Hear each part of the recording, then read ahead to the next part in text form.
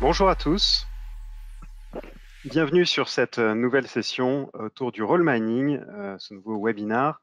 Nous avions fait une introduction il y a une quinzaine de jours sur le sujet du role mining et aujourd'hui nous allons nous intéresser à la méthodologie et les principales étapes à suivre pour monter un projet de role mining qui permettent d'aboutir à des rôles de qualité.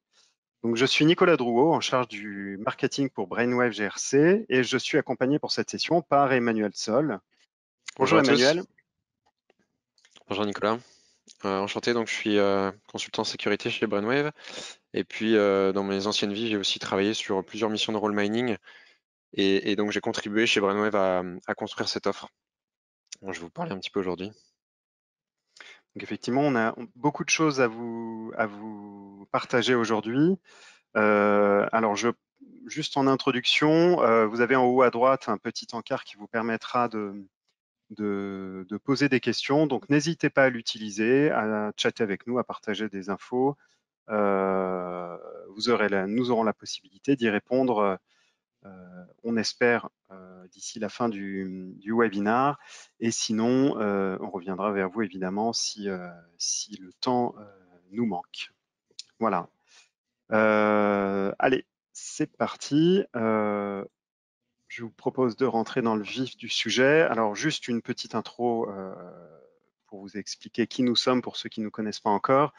Nous sommes donc les experts de l'Identity Analytics depuis 2010. Nous sommes un éditeur de logiciels français avec des bureaux à Paris, mais aussi à Montréal.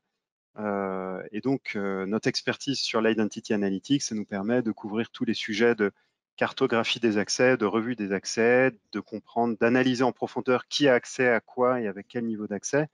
Et évidemment, le role mining, qui est un de nos sujets de prédilection.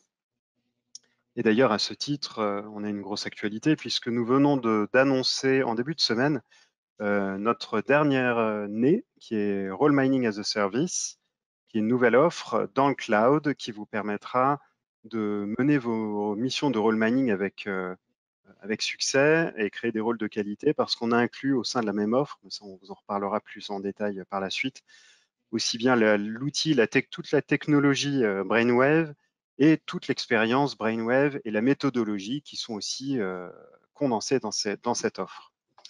Alors, on a aussi des très belles références de clients dans le monde entier qui nous ont plébiscité d'ailleurs sur Gartner Peer Insight avec une notation de 5 étoiles. Voilà pour l'introduction. Je vais tout de suite démarrer le sujet et pour vous reparler du role mining. Alors, petite introduction pour ceux qui n'avaient pas suivi le webinaire d'il y a 15 jours. Et un petit rappel, gérer les habilitations en direct, c'est compliqué, évidemment, puisqu'on a des droits individuels à gérer pour chaque utilisateur. On peut en avoir quelque chose comme une dizaine, voire même une centaine par utilisateur. Ça peut être très compliqué à gérer, ça prend beaucoup de temps. En termes d'actes de gestion, on peut faire beaucoup d'erreurs, ce qui peut mettre en péril la sécurité de l'entreprise. Bref, tout ça, c'est très compliqué et c'est pour ça qu'on a créé des rôles. Donc l'idée, c'est évidemment de pouvoir, au travers d'un rôle, on donne accès à un rôle, on donne accès à un bouquet de droits, de permissions pour l'utilisation de diverses ressources de l'entreprise, que ce soit aussi bien des applications dans le cloud, des applications hébergées au sein de l'entreprise, que des infrastructures. Donc ça a plusieurs bénéfices. Le premier, évidemment, c'est améliorer l'expérience client. On passe beaucoup moins de temps à octroyer des accès. En termes d'actes de gestion, c'est beaucoup plus simple, au lieu d'octroyer plusieurs droits individuellement, on octroie un rôle et notre utilisateur a accès à un bouquet de droits. Mais aussi, l'autre point important, c'est que le rôle embarque un certain nombre d'informations métiers et non pas des informations techniques, donc beaucoup plus facile à comprendre pour les équipes métiers. Ça permet aussi évidemment d'améliorer la sécurité puisqu'on fait beaucoup moins de risques d'erreur dans l'octroi des permissions et on simplifie la conformité puisqu'au lieu de revoir individuellement tous les droits accordés aux utilisateurs, on n'a plus qu'à revoir des rôles les rôles octroyés aux utilisateurs et de l'autre côté, revoir le contenu des rôles, ce qui permet de rationaliser les choses et le contenu des rôles d'ailleurs qui évolue beaucoup moins vite que les droits individuels des utilisateurs. Mais aujourd'hui, on est là pour parler de méthodologie et d'ailleurs, c'est la première question que je vais te poser, Emmanuel. Comment est-ce qu'on fait c'est quoi les différentes méthodes pour créer des rôles et quelles sont les bonnes méthodes? Alors selon le modèle Airbag qui est le plus répandu sur le marché aujourd'hui, en fait on a deux approches qui sont possibles, deux approches qu'on va appeler top-down et bottom-up. La première qu'on vous présente ici, c'est l'approche bottom-up qui se base finalement sur une approche des droits réels. Qu'est-ce que les utilisateurs ont comme droit et comment, en regardant les accès attribués en commun à des personnes qui font partie d'une même équipe, qui exercent un même métier, comment on pourrait faire des regroupements basés sur ces droits. Aujourd'hui, cette approche est une approche qui est plutôt utilisée par la plupart des outils IAM quand ils proposent du role mining. C'est une approche plus algorithmique. On parle même aujourd'hui d'intelligence artificielle à travers tout ça pour pouvoir optimiser ces regroupements, identifier ce qui aurait de plus pertinent en se basant sur cette partie droits réels. Et on va se baser que sur ces droits réels. Donc le problème, c'est que on peut partir aussi sur des rôles qui vont manquer de pertinence pour le métier. Parce qu'il ne faut pas oublier qu'au final, les vrais clients du role mining, ce sont les métiers, puisque ce sont eux qui vont utiliser les rôles au quotidien. Quand une personne va joindre l'équipe, va partir de l'équipe, on va lui attribuer des rôles, lui enlever des rôles. Donc c'est eux qui, par la manipulation de ces rôles, vont être vos clients finaux. Donc les limites qu'on retrouve aujourd'hui à travers cette approche de bottom-up sont plutôt des limites qui sont liées au fait que des personnes portent un certain historique dans l'entreprise en termes de droits d'accès. Une personne est partie du service RH, est partie au service comptabilité. Dans toute sa vie d'entreprise, elle a fait plusieurs services. On lui a octroyé des droits, on lui en a peut-être retiré. Il y a peut-être aujourd'hui des droits qui n'étaient plus légitimes pour cette personne. Et quand une personne a joint cette même équipe, on lui a dit, bah, on va t'attribuer les mêmes droits que la personne qui a déjà un historique dans l'entreprise. Donc, potentiellement, on lui a copié des droits qui n'étaient pas légitimes par rapport à son métier actuel. Donc, en se basant sur cette approche bottom-up, on va avoir ce que je pourrais appeler des faux positifs dans les rôles, des droits qui potentiellement vont être intégrés dans les rôles qui vont être modélisés et qui ne sont pas des droits légitimes au sens métier. On va aussi avoir une dépendance stricte à l'IAM. C'est toujours une problématique de périmètre, c'est-à-dire que quand je vais lancer mes algorithmes, je vais lancer mes algorithmes sur un périmètre de droits définis et potentiellement limité par ce que j'ai pu charger dans mon outil. Vous savez que les projets de mise en place d'outils IAM sont souvent des projets longs, coûteux, dans lesquels il faut déployer des connecteurs. Ça ne se fait pas du jour au lendemain. Donc avant d'avoir, on va dire, une base, une matière première pour créer vos rôles, un certain temps va s'écouler. De plus, on va manquer aussi un petit peu comment dire, de recul par rapport aux droits qui vont être intégrés dans les rôles. C'est-à-dire que il va falloir que, à la fin, mes métiers donnent quand même un aval sur les droits qui vont être modélisés à travers ce processus. Et ça marche très bien dans un monde idéal, dans le sens où si on a des équipes avec des droits qui sont très compartimentés en fonction du métier de chacun, on va distinguer très bien des ensembles d'accès. Mais par contre, si on a plutôt un nuage de points en termes d'accès pour les équipes, bah là, les algorithmes ils vont avoir du mal à fonctionner pour identifier des rôles pertinents. Donc, dans ce cas-là, on part plutôt sur une approche qui va être une approche top-down, où on va identifier plutôt théoriquement, qu'est-ce que des personnes qui exercent une même fonction dans l'entreprise, qui font partie d'un même département, qu'est-ce que ces personnes devraient avoir comme accès? Quand on part dans ce processus-là, c'est souvent un processus qui est très long. Il faut qu'on soit assez exhaustif pour savoir réellement quels sont tous les accès que font la personne. On va aller rencontrer les métiers pour ça. Et historiquement, enfin, ce type de mission qui est fait se base sur des fichiers Excel. Alors, on obtient des matrices qui sont gigantesques, parfois illisibles, difficilement maintenables. Et quand on modélise des rôles sous ce format-là, et ben rapidement, ces rôles vont être aussi obsolètes. Pourquoi? Parce que une entreprise, ça vit, il y a des nouvelles applications qui arrivent, il y a des personnes qui changent d'équipe, etc. Donc ce modèle-là, qui est plus figé sur une matrice Excel, va avoir du mal à évoluer. Il faut être du coup plus flexible, plus agile dans cette approche de role mining. Et ce que nos convictions à nous chez Brainwave, c'est d'avoir finalement le meilleur monde, le meilleur des deux mondes, donc la double approche, à la fois pouvoir avoir vraiment cet aval du métier pour pouvoir dire que les rôles sont pertinents et font du sens pour le métier, mais en même temps, on ne peut pas rester sur seulement un fichier Excel, parce que quand on va essayer de recréer tout ce qui est réalité des habilitations dans un fichier Excel, on va être très limité. Donc l'objectif aujourd'hui, c'est d'utiliser l'analytics pour pouvoir finalement réaliser une base saine et claire en termes de réalité des habilitations sur lequel on va pouvoir se baser pour rencontrer les métiers, générer des rôles, créer des rôles avec eux et que ce soit un processus efficace. Donc je vais vous décrire un petit peu dans les prochaines salles comment nous, on a l'habitude de voir les choses chez Brainwave. Donc par ces deux rencontres, top-down et puis réalité des habilitations, je vais vous décrire ici 3 étapes qui vont vous montrer comment on procède.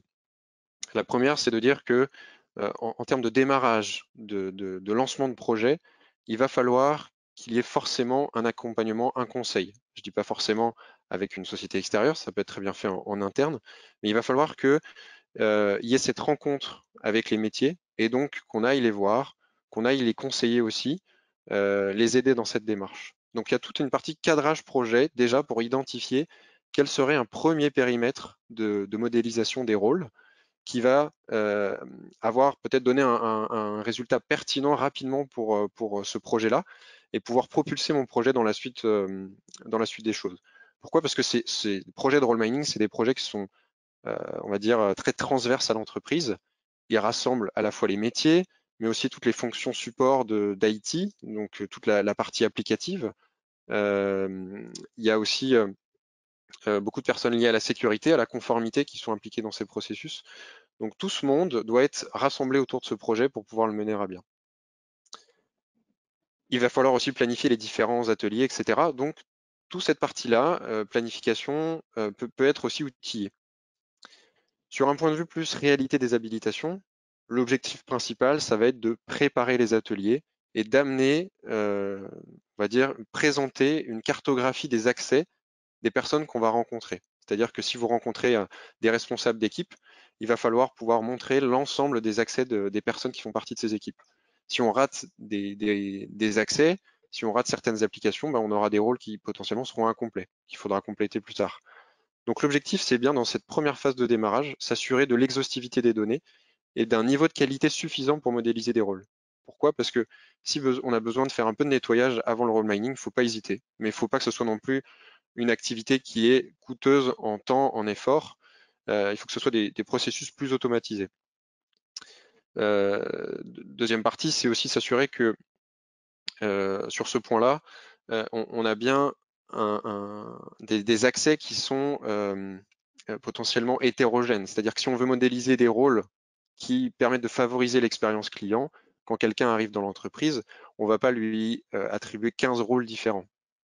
L'objectif du role mining, c'est bien de rassembler ces rôles-là. Donc on veut pouvoir mettre dans un rôle des données hétérogènes, que ce soit des données sur des applications, cloud par exemple, sur potentiellement des accès sur tout ce qui est legacy dans votre entreprise, RACF, etc. Et en même temps aussi peut-être des données. Si vous voulez donner des accès sur des sites SharePoint, ça peut faire partie du même rôle. Donc il faut pouvoir rassembler toutes ces données sur une même plateforme pour pouvoir construire cette cartographie. Ensuite, dans la phase qui va constituer finalement la phase de modélisation des rôles, Nicolas, je te laisse, merci.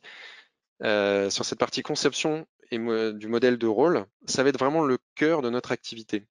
Et sur cette étape-là, je dirais, il va pas falloir se rater. Pourquoi? Parce qu'on va rencontrer les métiers. Les métiers n'ont pas forcément beaucoup de temps à nous consacrer. parce que ça ne fait pas partie de leur business que de créer des rôles. Il va falloir donc être convaincant, efficace, et qu'on leur prouve aussi que le projet apporte vraiment de la valeur pour eux. Donc, il y a toute une organisation atelier, il faut que tout ça soit fluide. C'est pas forcément facile de contacter les personnes, d'avoir un retour pour qu'elles soient disponibles, etc. Donc, il faut qu'il y ait tout un système aussi un peu de sponsoring, de validation du projet auprès des métiers. Et en même temps, il faut que sur la partie plateforme, on puisse mettre à disposition les bonnes informations avec justement potentiellement une aide efficace à la prise de décision pour créer un rôle. Quand je parle de tout ça, je parle aussi bien sûr de l'analytics qui va nous permettre de mettre en évidence certains aspects, certaines comment dire, pertinences des accès à être intégrés ou pas à un rôle. Si je prends un exemple tout bête, une personne qui n'a pas utilisé, qui a un accès mais qui n'a pas utilisé cet accès depuis plus de 6 mois, ça ne fait pas forcément de sens d'intégrer cet accès dans un rôle. Donc on va pouvoir mettre ça en évidence à travers l'analytics. De même que des rôles, enfin pardon, des accès qui portent potentiellement des risques. Je pense aux accès qui sont intégrés dans des problèmes de séparation de tâches. Le deuxième point aussi important grâce à l'analytics, ça va être de pouvoir mettre en évidence facilement des agrégats d'accès qui sont attribués à des personnes qui exercent potentiellement une même fonction. Donc l'analytics va nous permettre comme ça de présenter une information qui va être facilement exploitable en atelier pour pouvoir créer un rôle. Et la dernière partie qui va constituer finalement la consolidation de toute l'information qu'on aura réalisée dans cette étape de role mining. C'est une partie qui est aussi très importante. Pourquoi? Parce que les rôles, comme je disais tout à l'heure, l'entreprise vit, la partie applicative change aussi, etc. Donc il faut qu'on garde et qu'on soit efficace sur la création et finalement la diffusion des rôles ensuite modélisés à travers l'entreprise. Donc il va y avoir toute une étape de pouvoir reporter au travers des métiers de finalement quels sont les rôles qui ont été consolidés. Potentiellement, il va peut-être y avoir des affinages à faire sur les rôles. Et ça, encore une fois, l'analytics va nous aider. Tout ça dans un objectif finalement de constituer un catalogue de rôles. Ce catalogue va par la suite pouvoir être par exemple intégré dans un outil d'IAM, être proposé en libre service pour quelqu'un qui, à travers un portail de demande d'accès, que ce soit un outil d'IAM ou un outil d'ITSM aussi, va non plus demander des accès fins maintenant, mais des accès de type rôle. De la même façon, ces rôles-là ne vont plus vont faire partie maintenant aussi, par exemple, du processus de revue des accès. Puisque les managers ou les personnes demandent à avoir des rôles, il faut garder une certaine cohérence aussi avec le processus de revue des accès pour revoir les rôles, revoir à la fois leur contenu, mais aussi revoir l'attribution de ces rôles à des personnes. Donc il y a toute une partie conduite du changement qui n'est pas à négliger dans un projet de remining. Si on parle un tout petit peu d'outillage, de comment ça se fait aujourd'hui à travers l'analytics dans un produit type Brainwave, eh bien en fait, c'est très simple. Vous aurez une démonstration dans le prochain webinar. Juste pour vous présenter un petit peu ici la mise en forme. Alors on pourrait croire que c'est un simple et basique tableau croisé Excel, mais en réalité c'est bien plus que cela parce que l'objectif c'est de pouvoir utiliser ce format pour discuter avec les métiers, leur montrer une cartographie exhaustive de qui a accès à quoi et partir sur cette base-là pour entreprendre des discussions. Pourquoi? Parce que si on se cantonne à lancer des algorithmes pour pouvoir faire des agrégats et dire ben, cet accès-là, il est partagé par 100%, 80% des personnes dans l'équipe, on n'aura pas une visibilité exhaustive de tous les accès des personnes. Et très souvent, par mon expérience, je l'ai constaté, les métiers vont pouvoir voir et se questionner, être curieux sur d'autres accès et dire tiens, c'est pas normal que cet accès-là ne soit pas donné à tout le monde. Les personnes devraient l'avoir et donc moi je décide de l'intégrer dans un rôle. De même, il y a plusieurs façons de modéliser des accès. On voit très bien par exemple ici qu'il y a un rôle qui a été modélisé en violet, qui est partagé par beaucoup de personnes. Mais au final, ça veut dire que quand on va attribuer un rôle aux personnes, quand on va une personne qui fait partie de l'équipe centrale, il va falloir, quand elle arrive dans l'équipe, il va falloir lui attribuer deux rôles, le rôle violet et le rôle vert. Or, on aurait très bien pu faire une modélisation différente qui était de dire, je ne constitue qu'un seul rôle qui sera un mix du vert et du violet, mais qui sera attribué qu'à une certaine population. Donc, il y a différentes façons comme ça de modéliser des rôles avec les métiers, et c'est comme ce sont eux les consommateurs de ces rôles, c'est eux qui vont nous donner la bonne méthodologie en atelier de comment le rôle doit être modélisé. Et ça, on ne peut le voir qu'avec eux, et c'est ce qui va nous assurer la réussite du projet, parce que au final, le role mining, ce n'est pas seulement réaliser des rôles, modéliser des rôles, mais c'est surtout créer des rôles pertinents et viables pour l'avenir, pour qu'ils continuent à être utilisés, à être mis à jour, etc.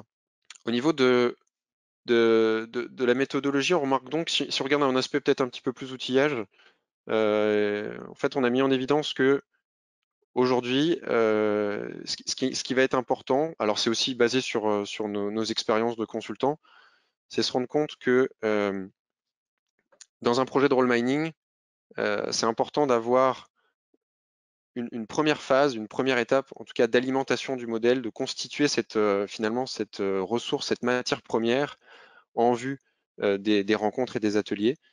Et donc, il faut pouvoir avoir une plateforme qui rassemble n'importe quel type d'accès rapidement pour pouvoir constituer ce cube de données et en même temps d'avoir des fonctionnalités avec, on va dire, une certaine force pour corréler les accès et les identités. Aujourd'hui, c'est des choses qui sont très, je dirais, pénibles à faire sous Excel, hein. Savoir qui a accès à quoi, faire un rapprochement entre des comptes dans des applications et des identités, surtout si les comptes n'ont pas forcément d'attributs d'identité facilement identifiables, facilement rapprochables. L'outil d'IAM le fait mieux. Mais l'avantage de plateformes de type Brainwave, et je parle là de la partie role mining as a service, ça va être cette corrélation aussi avec les identités. Donc on va s'assurer que on va identifier tous les accès des personnes dans une équipe. On ne va rien manquer sur cette partie-là. Le deuxième point important, Nicolas, je te laisse continuer la slide, c'est l'utilisation de l'outil. Quand on a un outil qui va être utilisé dans les ateliers, il faut qu'on garde notre crédibilité auprès du métier, il faut qu'on puisse leur montrer qu'on a fait déjà un premier travail préliminaire pour pouvoir faciliter l'atelier, la modélisation. Et en même temps, c'est le processus de role mining, comme il faut aller rencontrer les métiers, il y a un certain nombre d'ateliers à mettre en place. Il y a donc tout un schéma qu'on a créé sous un format de campagne dans Brainwave. La notion de campagne, c'est bien pour donner un rythme à tout ça. C'est bien pour donner aussi un avancement, une progression sur la création des rôles et la modélisation pour les différents métiers qui font partie du périmètre. Donc tout ça, à travers un outil d'analytics, ça se fait très bien. Et de la même façon, ça va nous permettre de créer aussi des rôles de qualité. Pourquoi? Parce qu'on aura, sur la base de la réalité, on aura confronté cette réalité avec la vie du métier. Et c'est ça qui va nous permettre d'avoir les rôles les plus pertinents possibles. Comme je le disais tout à l'heure, l'objectif, c'est bien de rendre ces rôles viables pour qu'ils soient entretenus et utilisés par la suite. Pour vous donner une petite anecdote, chez un client, on avait modélisé des rôles et on se sont rendu compte que 3 mois plus tard, ces rôles n'étaient même plus utilisés par le métier parce qu'en fait, ils n'étaient pas maintenus, ils n'étaient pas mis à jour. Et donc, c'était plus pénible d'attribuer des rôles que d'attribuer de revenir sur un mode précédent qui était l'attribution des accès fins. Donc ça, c'est surtout pas ce qu'on veut, c'est vraiment à éviter. Donc l'objectif, c'est bien qu'à travers le role mining, on définisse aussi un propriétaire qui va être en charge de faire le suivi de ce rôle pour qu'il soit toujours à jour. Et donc oui, sinon ce que je voulais rajouter, moi, c'est qu'effectivement, ce qu'on voit avec Brainwave, c'est que finalement, on a plus d'étoiles que le modèle manuel plus l'IAM. En fait, c'est que avec la spécificité de Brainwave, c'est vraiment cet aspect Identity Analytics. Il y a toute la puissance de la technologie Brainwave qui a été distillée dans cette offre et donc qui permet de comprendre, d'avoir déjà, comme disait Emmanuel, l'exhaustivité de toutes les habilitations qu'on pourrait avoir, celles qui sont dans l'IAM, mais aussi celles qui sont à l'extérieur, et celles qui peuvent aussi venir au fil de l'eau. mais aussi toute la puissance de capacité de comprendre qui a accès à quoi, avec quel niveau d'accès, avec quel type d'usage, pour pouvoir ensuite aboutir à des rôles de qualité. Donc, c'est déjà cette puissance d'analyse et cette capacité de venir on top d'outils traditionnels type IAM pour être capable de voir bien au-delà et de pouvoir alimenter justement ces outils-là avec les bonnes informations. L'autre point donc j'ai une slide qui a disparu malheureusement, d'où ma perplexité tout à l'heure, et on voulait effectivement rappeler les points clés de notre offre Role Mining as a Service qui condense en fait ces 10 ans d'expérience de Brainwave pour mener des projets de role mining avec cette technologie très puissante que Brainwave développe depuis des années. Donc d'une part, on a voulu non pas seulement proposer une technologie, mais une technologie avec de la méthodologie. Donc c'est presque un conseil outillé, si vous voulez. Et donc on conserve cette approche très importante à deux axes où on va guider le projet de role mining pour mener des ateliers et pouvoir alimenter avec des données qui soient fiables. Avec notre technologie qui permet aussi de mettre en avant, de regrouper, de clusteriser, on va dire, des types des groupements d'habilitation par utilisateur. Donc, ce que vous avez montré, Emmanuel, juste avant avec l'interface et les blocs colorés. Et une des fonctionnalités qui est un peu le cœur enfin, un des cœurs de cette offre, hein, c'est donc ce que je vous disais, c'est ces 10 ans d'expérience qu'on a voulu matérialiser au sein de l'outil, au sein de ce qu'on appelait un advisor. Et en gros, c'est quoi? C'est une sorte de guide méthodologique qui va vous fournir tout au long du processus de la mission de role mining, depuis le démarrage jusqu'à la constitution des rôles, donc les 3 étapes qui ont été décrites par Emmanuel, va vous distiller des conseils, des astuces, des warnings aussi, des alertes. Attention, là, il y a un point, il faut être vigilant, enfin tel et tel point pour pouvoir aboutir à des rôles de qualité. Mais aussi un mode quelque part checklist pour vous assurer que vous avez bien coché toutes les cases de l'étape dans laquelle vous êtes pour être sûr de pouvoir passer à l'étape suivante avec les meilleures chances d'aboutir à des rôles de qualité. Donc, en gros, c'est un peu toute cette méthodologie-là qu'on a voulu insérer dans l'outil et qui vous permet d'aboutir à des rôles de qualité. On va dire, on va pas le garantir à 100% parce que ça dépend pas que de nous, mais on est persuadé, ça fait 10 ans qu'on mène des projets de role mining, que en suivant cette méthodologie pas à pas et en cochant évidemment toutes les cases, vous arrivez en quelques mois à des rôles de qualité de manière quasi certaine. Donc, pour terminer, pour conclure, Emmanuel, quelques points sur ce qu'il faut faire et pas faire. Ouais, quelques recommandations. En fait, nous, on vous déconseille vraiment de lancer à l'aveugle des algorithmes qui vont vous permettre de calculer des rôles. Certains vous font un peu cette promesse, mais vraiment, par expérience, on sait vraiment que ça va vous permettre peut-être d'avoir des résultats et peut-être des beaux graphiques, mais ça va pas être forcément vraiment, ça va pas être des rôles qui vont être utilisables.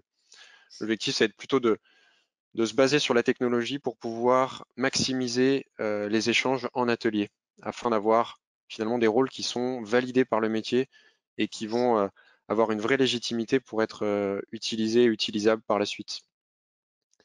Le deuxième point, c'est ne pas essayer d'affecter tous les droits des utilisateurs à travers des rôles métiers. Ça serait impossible. Il faut toujours garder certains accès qui seraient à l'extérieur de rôles. L'objectif d'un rôle, c'est bien de factoriser, donc de faciliter le processus d'attribution ou de retrait des accès, mais malheureusement, on ne peut pas tout gérer à travers des rôles. Il faut bien garder ça en tête, d'autant plus que ça serait peut-être le premier objectif de votre projet de role mining, c'est de garder cet objectif en tête. Ça serait de dire, est-ce que je veux plutôt faire des rôles pour favoriser l'expérience utilisateur, pour améliorer la sécurité et la conformité, et ça va changer aussi la façon dont vous allez construire votre rôle. Parce que potentiellement, il y a des accès qui vont porter un certain niveau de risque. Est-ce que vous permettez que ces accès soient intégrés à des rôles ou alors est-ce qu'ils doivent être absolument exclus des rôles qui vont être modélisés? Il faut garder un peu ce juste milieu, à la fois aussi pour dire qu'on va peut-être procéder par itération. On a parlé là de garder une expérience utilisateur qui est satisfaisante avec la loi de Pareto 80-20, d'autant plus que un rôle, comme on disait, sa vie, ça va évoluer. Donc peut-être faire un premier périmètre avec une certaine modélisation, un certain nombre de rôles qui contiennent des accès. Ces rôles-là vont pouvoir être enrichis par la suite sur une seconde itération de role mining. On va pouvoir continuer à faire le travail. Pourquoi? Parce que aussi les équipes vont se familiariser aussi avec ce changement, ce nouveau système d'attribution des accès. Donc petit à petit, on va raffiner les rôles qu'on aura déjà modélisés. Et le dernier point, c'est s'assurer d'avoir un propriétaire qui est clairement identifié pour chaque rôle. Pourquoi? Parce que ça sera lui qui sera responsable du maintien et du suivi du rôle dans tout son cycle de vie. Ça, c'est très important parce que c'est ce qui va garantir l'utilisation et la pérennité du rôle par la suite. Parce que si on fait un projet de role mining, qu'on modélise des rôles très bien, on a terminé notre projet, seulement on l'aura peut-être pas réussi si les rôles par la suite ne sont pas utilisés. Il faut jamais oublier que le role mining ne vient pas sans le role management, qui est finalement la deuxième étape, dont on parle peut-être moins, mais qui est tout aussi importante. Et Belle phrase pour conclure. alors, une fois que vous avez fait ce première itération, je dirais, de role mining, de cette première étape, qu'est-ce qui se passe après? Eh ben, comme c'est un projet qui est très transverse, il y a toute une partie gouvernance des rôles, comme je viens de l'expliquer, je vais pas revenir dessus. Une partie aussi revue des accès. Alors, il va falloir peut-être un peu modifier votre processus, tenir compte de ces nouveaux rôles qui ont été modélisés, sur deux aspects, à la fois qui a accès à ces rôles, mais aussi que contiennent ces rôles. Ce sera peut-être pas les mêmes réviseurs sur ces deux parties-là. Ça, c'est des points importants. Donc, tout ça, ça fait partie de la partie conduite du changement qu'il va falloir faire à la fois auprès des métiers, auprès de la conformité en termes de gestion de ces rôles, mais aussi au terme des responsables applicatifs. Il va falloir peut-être aussi provisionner ces rôles de façon automatique. Donc, qu'est-ce qu'on fait de tout ça? Est-ce qu'on intègre ces rôles dans un outil d'IAM? Il y a toutes ces questions-là à se poser. L'élargissement aussi du périmètre de role mining, on a peut-être commencé par une première entité ou deux, trois entités qui avaient un bon profil pour pouvoir être candidate au role mining. Maintenant, il va peut-être falloir étendre le projet à travers toute l'entreprise. Comment on s'y prend? Qu'est-ce qu'on a appris de cette première phase? Voilà, donc plein de perspectives à travers la suite. Et de la même façon, la technologie peut aussi vous aider à travers tout ça. Bien, merci Emmanuel. Nous arrivons à la fin de cette présentation. Je vois qu'on a été un peu bavard, on a un peu dépassé le temps qu'on s'était imparti. Mais l'histoire continue. Enfin, l'histoire, on a un prochain rendez-vous déjà prévu, c'est dans 15 jours, c'est à la même heure, et on vous fera la démonstration en live de notre nouveau service Role Mining as a Service qui va du coup être officiellement lancé le 15 février, donc c'est quasiment au moment de la sortie. Donc voilà, on va peut-être prendre quelques questions avant de se quitter, s'il vous reste encore un peu de temps. Alors attendez que j'affiche ça. Moi, je vois une première question de Fatima. Est-ce qu'il est prévu que Brainwave fournisse l'outillage, Ouais, sorte de Excel pour le business? Alors oui, tout à fait, c'est ce que vient de dire Nicolas, c'est-à-dire que ça sera présent dans le prochain webinaire en termes de démonstration. L'objectif de ce nouveau service pour le role mining, c'est que de A à Z, vous puissiez effectuer votre projet de role mining non pas seulement sur le côté outillage, plateforme, mais aussi être accompagné en termes de service. Donc il y a tout un service virtuel qu'on a mis en place à travers ce service qu'on vous propose. Et l'objectif, c'est que vous puissiez charger vos propres données dans l'outil, sur la plateforme, et que vous ayez toutes les interfaces à disposition pour pouvoir mener par vous-même les ateliers avec le métier. Donc, que vous soyez accompagné ou pas par un autre cabinet de conseil ou que vous fassiez votre travail en interne, c'est un service qui sera disponible dans toutes les situations. Oui, alors je tiens juste à rajouter un point puisque la question est posée. Le prochain webinar, c'est le 18 février, hein, c'est jeudi dans 15 jours. En fait, le service sort le 15 et le prochain webinar sera le 18. Donc, n'hésitez pas à vous inscrire sur notre site web. Les inscriptions sont d'ores et déjà ouvertes, hein. Il y a déjà quelques personnes qui se sont déjà inscrites sur l'adresse que vous voyez ci-dessous. Donc, en gros, sur notre site web, il y a une rubrique ressources webinar et tous les liens qui vont bien. Une deuxième question peut-être avant de se quitter. Alors, c'est pas facile de savoir qui a accès à quoi. Comment est-ce que vous faites pour cette étape préalable au role mining? Alors, comme expliqué un petit peu Nicolas tout à l'heure, on va s'appuyer sur toutes nos années d'expérience sur Brainwave. Brainwave est en fait un outil d'identity analytics. Donc, notre objectif, c'est de pouvoir contrôler les accès et identifier qui a accès à quoi. C'est vraiment notre cœur de métier. Et on utilise toute notre expertise là-dessus pour pouvoir proposer ce service de role mining. Donc, Brainwave a déjà une capacité de charger n'importe quel type de source de données qui concernent les accès et les identités.